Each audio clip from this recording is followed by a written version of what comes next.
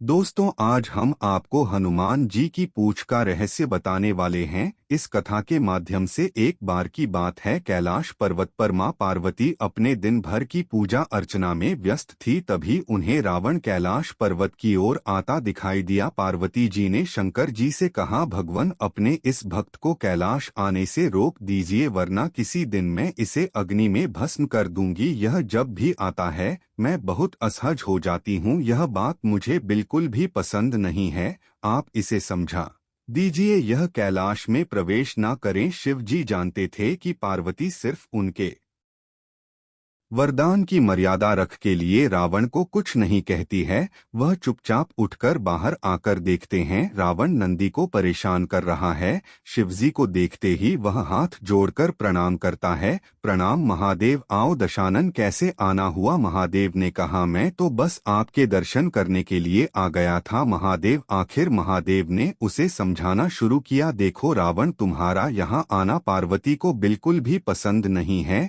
इसलिए तुम यहाँ मत आया करो। महादेव, यह क्या कह रहे हैं? आप ही ने तो मुझे किसी भी समय आपके दर्शन के लिए कैलाश पर्वत पर आने का वरदान दिया है, और अब आप ही अपने वरदान को वापस ले रहे हैं। ऐसी बात नहीं है रावण, लेकिन तुम्हारे क्रियाकलापों से पार्वती परेशान रहती है, और किसी दिन उसने तुम्हें श्राप दे दिया तो मैं भी कुछ नहीं कर पाऊंगा। इसलिए बेहतर यही है कि तुम यहाँ पर ना आओ, फिर आपका वरदान तो मिथ्या हो जाएगा। महादेव, रावण ने कहा। भोलेनाथ ने कहा, मैं तुम्हें आज एक और वरदान देता हूँ, तुम जब भी मुझे याद करोगे मैं स्वयं ही तुम्हारे पास आ जाऊंगा, लेकिन तुम अब किसी भी परिस्थिति में कैलाश पर्वत पर मत आना। अब तुम यहाँ से जाओ, पार्वती तुमसे बहुत रुष्ट है। रावण चला जाता है, समय बदलता है। हनुमान जी रावण की स्वर्ण नगरी लंका को जलाकर राख करके चले जाते हैं, और रावण उनका कुछ नहीं कर सकता है।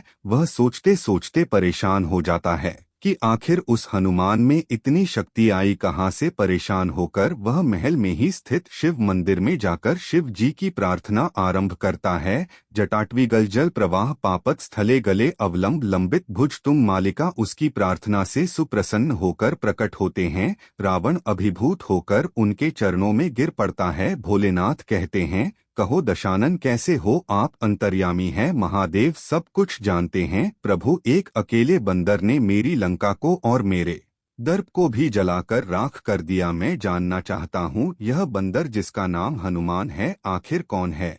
और प्रभु, उसकी पूछ तो और भी ज्यादा शक्तिशाली थी, किस तरह सहजता से मेरी लंका को जला दिया? मुझे बताइए कि यह हनुमान कौन है? शिवजी मुस्कुराते हुए रावण की बात सुनते रहते हैं और फिर बताते हैं कि रावण, यह हनुमान और कोई नहीं, मेरा ही रुद्र अवतार है। विष्णु ने जब यह निश्चय किया कि वह पृथ्वी पर अवतार लेंगे और माता लक्ष्मी भी साथ ही अवतरित होंगी, तो मेरी इच्छा हुई कि मैं भी उनकी लीलाओं का साक्षी बनूं। और जब मैंने अपना यह निश्चय पार्वती को बताया तो वह हटकर बैठी, मैं भी साथ रहूंगी। लेकिन यह समझ नहीं आया कि उसे इस लीला में किस तरह भागीदार बनाया जाए। तब सभी देवताओं ने मिलकर मुझे यह मार्ग बताया, आप तो बंदर बन जाइए और शक्ति स्वरूपा पार्वती देवी आपकी पूछ के रूप में आपके साथ रहे, तभी आप दोनों साथ रह सकते हैं।